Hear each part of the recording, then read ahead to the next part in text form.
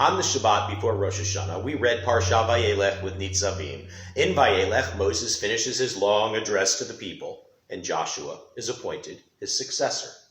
As God then warns that after Moses leaves us and ascends Mount Nebo to view the promised land before he dies. With Moses gone, the Jewish people might stray from the covenant, from the Torah, from the ways of goodness, and from God. This week's Torah portion, Haazinu, has Moses' final words to our ancestors and to us. This special parsha has Moses teaching a prophetic song of sorts, an oracle-like poem, with the lyrics telling of Israel's history, past, present, and into the future. And one last time, Moses warns the people not to stray from the path, not to stray from Torah, not to stray from goodness, not to stray from God. It is a warning to remind us to turn ourselves back to that which is right. This is such a special parsha for this very special Shabbat. Shabbat is so important. Every Shabbat is important. In fact, Shabbat is considered the second most important holiday in all of Judaism, just behind Yom Kippur. Shabbat even trumps Rosh Hashanah, as we experienced just last Saturday when we refrained from blowing the shofar as Rosh Hashanah fell on Shabbat.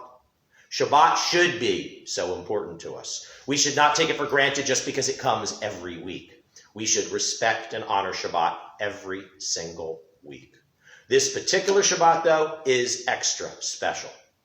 This Shabbat is Shabbat Shuva, the Sabbath of return. This Shabbat is the first Shabbat that comes after Rosh Hashanah. The first word of the traditional Haftorah for this Shabbat is return. The Haftorah begins, Shuvah Yisrael, return, O Israel.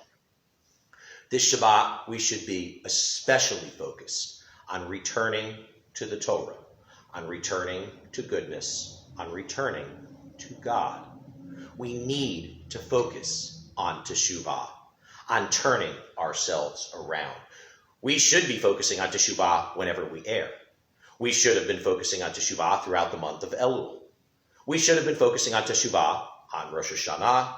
We should be focusing on Teshuvah during these 10 days of repentance, Aseret Yemei Teshuvah, every one of these days of awe, Yamim Noraim. We should especially be focusing on Teshuvah on Yom Kippur. And this special Shabbat, we should be focusing on Teshuvah very much as well. Teshuvah requires 3 steps in order to truly be forgiven. First, we need to realize what we did was wrong. Second, we need to apologize for the wrong we did. And third, when faced with such similar situations, we need to not do such wrong again. We cannot, though, ask God to forgive us for where we wronged other people.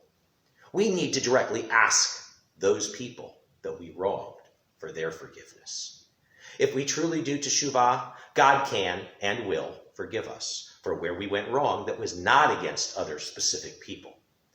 Where we went wrong against other people, again, we need to ask them directly for their forgiveness. If only every one of us seriously reflected on all we have done and realized where we went wrong, apologized for where we went wrong, and when faced with such similar situations, did not do such wrong again. Teshuvah means to turn around, and we do need to turn around. We need to turn away from what is wrong, and we need to turn to what is right. That is to be our prime focus this Shabbat, Shabbat Shuva.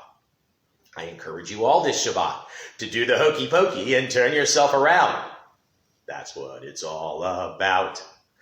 Whether you're online or, as I very much prefer and offer, in person, whether you're at home or at shul, every Shabbat should be a time for Torah study and prayer. But this particular Shabbat, this first Shabbat after Rosh Hashanah, this last Shabbat before Yom Kippur, this Shabbat we learn about Moses' last warning to us. This Shabbat will set the tone for where we are heading. Let's head in the right direction. Gomar Chatima Tova, the Shabbat Shalom.